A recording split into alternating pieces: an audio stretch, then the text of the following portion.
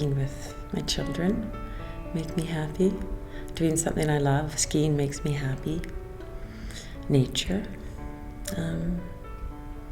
Simple things, day-to-day things, little things. Seeing birds fly. Seeing my children happy makes me happy. And being healthy makes me feel happy. Like a hot bath gives me pleasure, or a good book, I feel pleasure. Even though the book can be sad, so not happy, it's pleasurable to read a good book. Instead of thinking about happiness, I like to use the word for me, contentment. Contentment feels like more of a even kind of a way to live, where you are open to the way things are going to be and not have expectations about anything. I think that happiness comes when you know that you've achieved something that you really wanted to for a long time. So yeah, that's what happiness is. Happiness to me is a really difficult thing to define, firstly. I think that it's certainly something internal. It's that warm, fuzzy feeling you get when you're excited or happy or peaceful. To be truly happy is to be able to have nothing and everything. Happiness, I've thought about this, is something that comes from within. I think of it as two separate entities. One is to do with the relationship with friends and family. And I'm not talking about friends who come and go, I'm talking about intimacy. And that's something you work on all your life. Then there's the internal happiness, which Socrates, of course, referred to as an unexamined life is not worth living. I do believe that happiness is something you work on. It's metaphysical. It's to do with who you are and who you're going to be. I think the worst thing would to be very old and look back on your life and regret.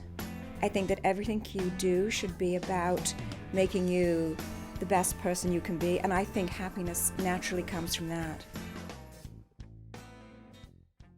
That's a difficult one, because there was not a lot of things that brought happiness in that time, because I was so afraid of, losing my life and losing my, being with my children. Although I never really thought I would. So my faith made me happy. I had a really strong faith, and I'm not talking about a religious faith. I'm talking about faith in that it wasn't my time to go. And a lot of that was around the fact that I had a job to do, and that was to raise my children. Just getting up every day was difficult. Claire, you were only 7 months old, and Lauren was not quite 3. So I felt like I couldn't really be the mother I wanted to be. And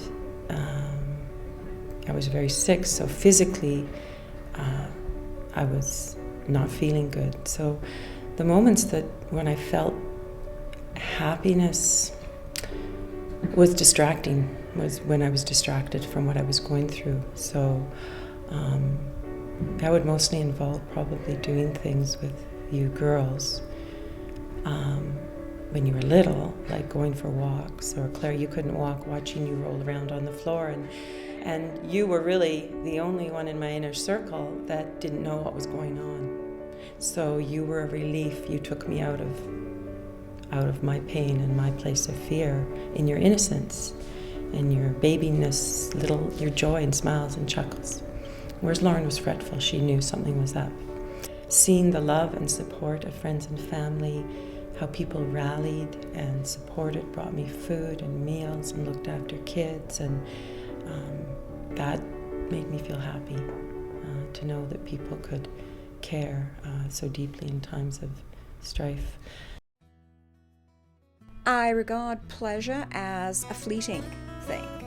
It's fun for the moment, whereas happiness is ongoing. I think pleasure is going to a party, meeting your friends for coffee, going snowboarding, that kind of thing. Happiness is permanent, and you either have it or you don't. There's a longing for things. I think in our society we tend to long for things, imagining that things will bring us pleasure. And I do think that, sort of you plan a trip and you're excited about it and you get there and that can bring you pleasure. Going to the beach can bring pleasure into your life. I think if you're unhappy, sometimes you think that things will bring you pleasure and they don't, and then there's this kind of sense of what's wrong with me, and a lot of kind of blaming of self if you don't garner pleasure from things in your life. So I think that pleasure and happiness are interrelated. I think a lot of people believe that happiness will come if they get things, if they get an iPod, and if they have those things. I think often we look for things outside of us to bring us pleasure and to bring us happiness, and sometimes they bring us pleasure, but they don't necessarily bring us happiness. It's like sharing a part of yourself that has given you so much. And for me, yoga and the whole practice has brought me a lot of personal peace, inner peace. And it's kind of hard to explain, but when you talk to people that practice yoga, they get it. And it's a real cellular-based thing that happens in your body. And when I've started teaching friends and family, people responded so warmly and positively. And part of that was because I think people like to be around people that are passionate about something. It kind of catches when they really get that honesty of that passion.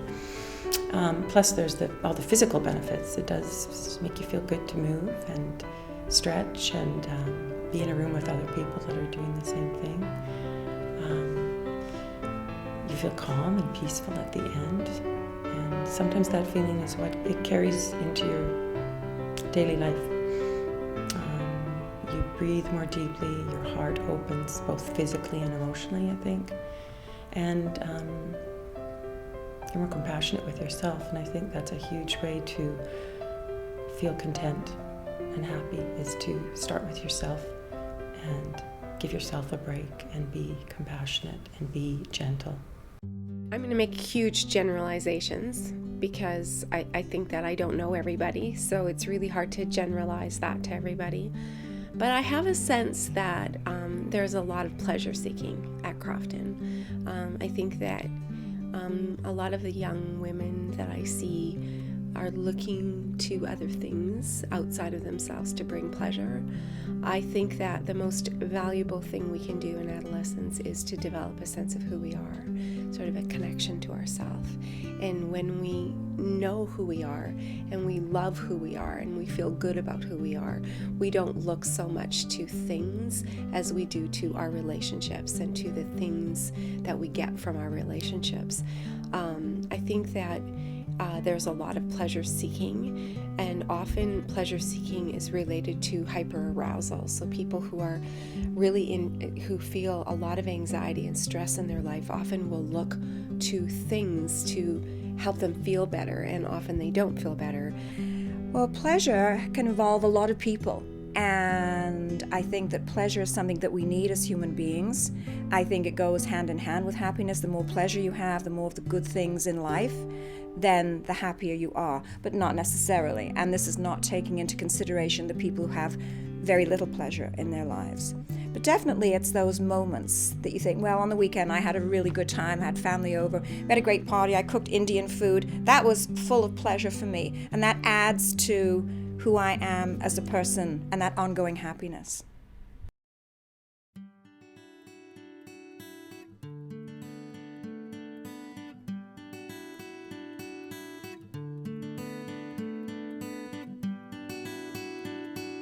Sleep. It makes me happy when people act like themselves and they don't cover up who they really are. The sun. I like going to school and being with my family. Surprise visits or a surprise phone call. I love that kind of stuff. My friends, dogs, and family. A very large box of chocolates. Performing on stage makes me happy. Reading! Lots and lots of coffee. Probably spending time with my friends and people I care about.